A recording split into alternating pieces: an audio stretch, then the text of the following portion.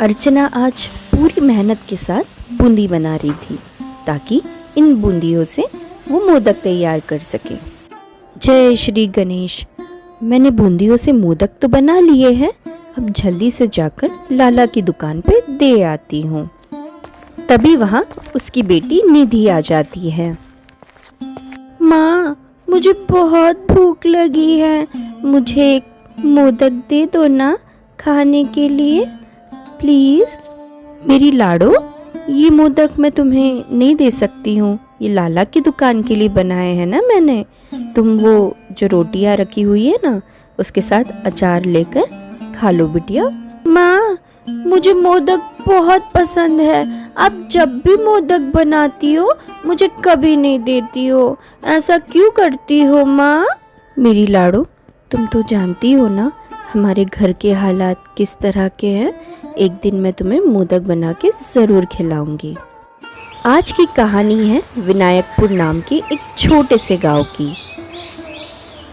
एक लंबी बीमारी के चलते अर्चना के पति का देहांत कुछ साल पहले ही हो चुका था।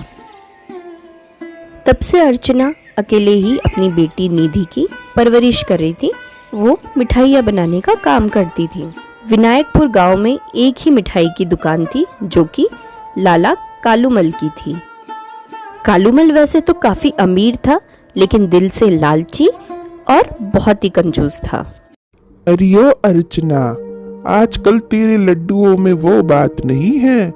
बहुत कम ही लोग तेरे हाथों के बने हुए लड्डू खाने आते हैं इस दुकान में।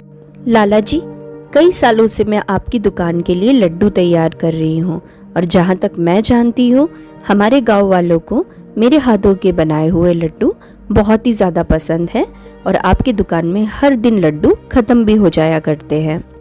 अरे अरे, मैं तो मजाक कर रहा था, तुम तो बुरा ही मान गई हो। लाला जी, पिछले 2 महीने से आप मेरे पूरे पैसे नहीं दे रहे हैं, कृपया करके मुझे वो पैसे दे दीजिए। हाँ हाँ, तो मैं कौन से तेरे पैसे खा लूंगा। ले जा तेरे सारे पैसे, समझी। अर्चना अपने पैसे लेकर वहाँ से चली जाती है।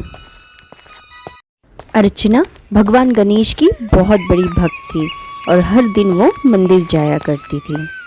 प्रभु, आपसे तो मेरे घर के हालात छुपे नहीं हैं। मैं बहुत मेहनत करके कमा रही हूँ और अपनी बेटी को एक अच्छी ज़िंदगी देने का प्रयत्न कर रही हूँ। बस आपका आशीर्वाद इसी तरह मुझ पे बनाए रखिए प्रभु। एक दिन की बात है। बहन जी, घर पे कोई है? तभी अर्चना कमरे से बाहर आती है। भाई साहब, क्या काम था आपको, बताइए। नमस्ते बहन जी, मेरा नाम सेठ मोहन लाल है। मैं पास वाले शहर में रहता हूँ। मैंने बहुत ज़्यादा तारीफ सुनी है आपके हाथ के लड्डुओं की और मैंने सुना है आप मोदक भी अच्छा बनाती हो। जी भाई साहब, आपने सही सुना है, मैं मिठाइयाँ बनाने का काम करती हूँ। आप अंदर आइए। बहन जी, आप तो जानती ही है अगले महीने गणेश महोत्सव है जिसमें मैं मोदक चढ़वाता हूँ। मुझे आपके हाथों के बनाए हुए 40 किलो मोदक चाहिए थे। भाई साहब, मोदक तो मैं आपको बनाकर दे दूंगी, लेकिन कुछ एडवांस पैसे अगर मिल जाते तो अच्छा होता भाई साहब। बहन जी, इस वक्त मैं आपको एडवांस पैसे नहीं दे पाऊंगा। इससे पहले मैंने जिन भी लोगों को ऑर्डर दिया था उन्होंने एडवांस पैसे ले लिए, लेकिन मेरा ऑर्डर पूरा नहीं किया। आपको वादा करता हूँ आपका ऑर्डर मिलने पे मैं आपको पूरे 40,000 रुपए दूंगा। अर्चना चिंता में बैठी हुई थी। तभी निधि आती है और अपनी माँ को कहती है, क्या हुआ माँ, आप इतनी चिंता में क्यों बैठी हो? तब अर्चना सारी बात निधि को बता देती है। तुम ही बताओ लाडो, अब मैं पैसों का इंतज़ाम कहाँ से करूँ मोदक के लिए? माँ, अगर आपको बुरा ना लगे तो एक बार कालूमल सेठ जी से जाके आप मदद क्यों नहीं मांगती हो? हाँ बिटिया, शायद यही ठीक होगा।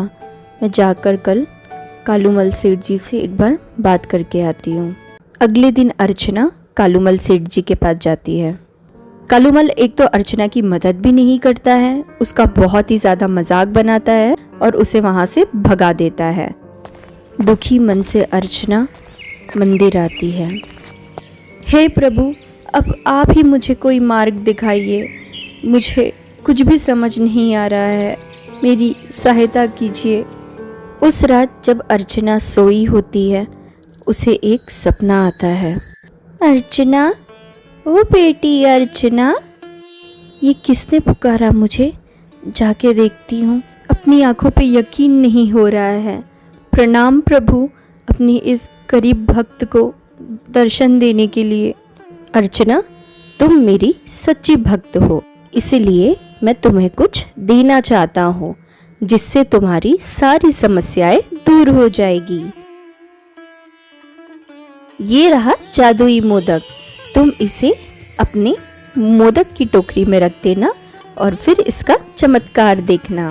प्रभु, आप सचमुच विघ्नहर्ता हो, आपने मुझ पे अपनी कृपा की है, मुझे आपने दर्शन दिए हैं, आपको कोटि कोटि नमन है प्रभु। क्या मैं सपना देख रही थी या सचमुच मुझे प्रभु ने दर्शन दिए थे?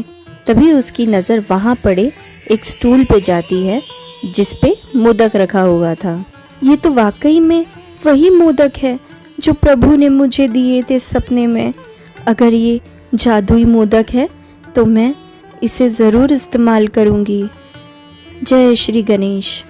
अगले दिन सुबह उठकर अर्चना बूंदी तैयार करती है और उस मोदक को उस बूंदी पे रखती है। जादुई मोदक की वजह से ढेर सारे मोदक तैयार हो जाते हैं। सचमुच प्रभु, आपकी लीला अपरंपार है। जय श्री गणेश विघ्नहर्ता। बहन जी, इतने स्वादिष्ट लड्डू मैंने आज तक नहीं खाए हैं। सचमुच आपने कमाल ही कर दिया। मैं आपको 40 की जगह 50,000 रुपये देना चाहता हूँ और आगे से भी सारे ऑर्डर मैं आपको ही दूंगा। ये थी कहानी मेरी भक्त अर्चना की। आप सब भी अच्छे कर्म करिए जिससे आपको अच्छा फल मिलेगा। मेरा आशीर्वाद आप सब पे बना रहे। तथास्तु।